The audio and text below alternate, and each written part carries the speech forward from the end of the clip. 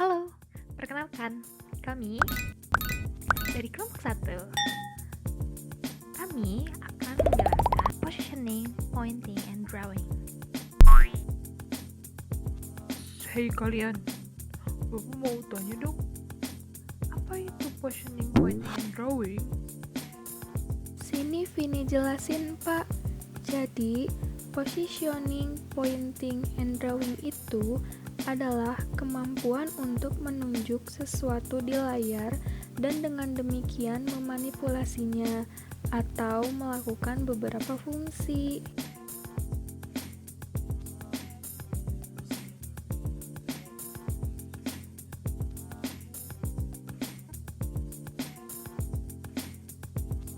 Mouse merupakan salah satu perangkat keras atau hardware dalam sebuah komputer yang berfungsi sebagai alat input utama selain keyboard.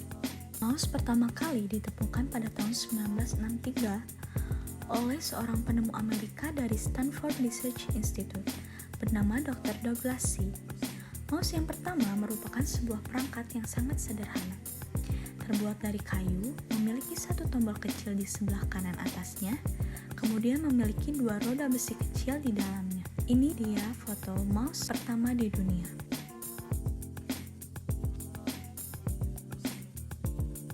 Pada tahun 1981, perusahaan Logitech yang berada di Swiss berdiri.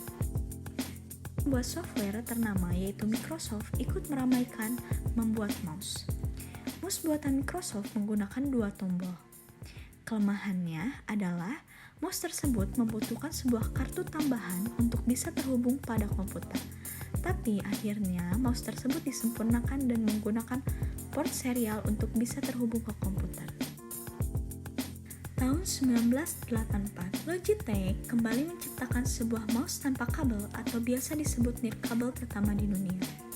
Mouse nirkabel Logitech ini menggunakan inframerah dan membutuhkan receiver atau penerima yang harus dipasang pada komputer.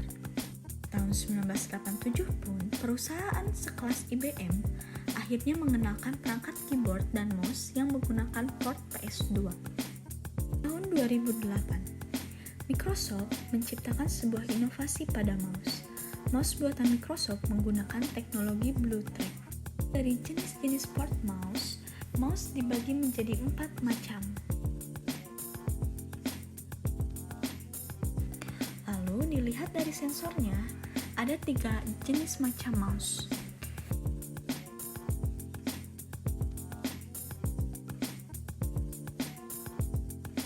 Touchpad adalah sebuah perangkat keras yang masuk dalam kategori perangkat input.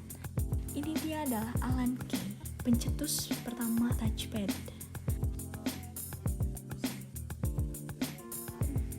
Cara kerja touchpad sendiri bergantung pada sekumpulan matrik yang tersusun pada papan kotak touchpad.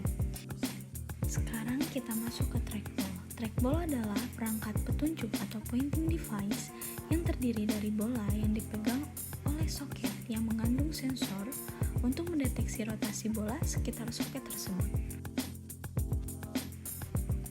Trackball pertama kali diciptakan di dunia oleh 3 orang peneliti, yaitu Tom Cranston, Fred Longstaff, dan Kenyon Tyler. Trackball memiliki fungsi yang sama dengan mouse, yaitu untuk memilih perintah-perintah dari menu tampilan grafis. Joystick adalah perangkat sederhana yang pergerakan tongkat menyebabkan gerakan kursor layar yang sesuai. Ini mulai ada sejak abad ke-20-an. Ketika itu, nama joystick dimaknai sebagai tongkat pengendali pesawat terbang. Fungsi joystick adalah sebagai pelengkap dalam permainan video yang terdiri dari lebih satu tombol, lalu sebagai pengontrol dalam permainan video. Kelima, cursor key. Cursor key tersedia di sebagian besar keyboard. 4 tombol pada keyboard digunakan untuk mengontrol kursor, masing-masing untuk atas, bawah, kiri, dan kanan. Inilah wujud pada cursor key.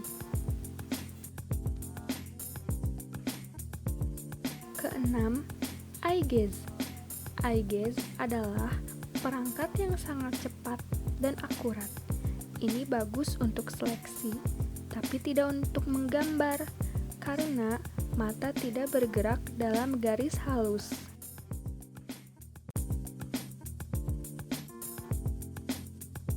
Ketujuh, digitizing tablet adalah perangkat yang lebih khusus yang biasanya digunakan untuk menggambar dengan tangan bebas, tetapi juga dapat digunakan sebagai pengganti mouse.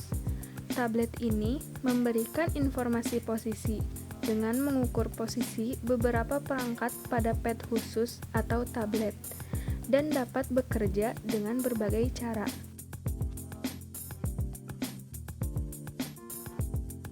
Yang kedelapan ada stylus and light pen. Jadi, stylus dan light pen itu adalah pointer elektronik yang digunakan untuk modifikasi dan mendesain gambar dengan screen atau monitor. Fungsinya, light pen digunakan untuk memperlancar kinerja touchscreen-nya. Light pen pertama kali diciptakan sekitar tahun 1952, dan inilah wujud dari stylus dan light pen pada zaman dahulu.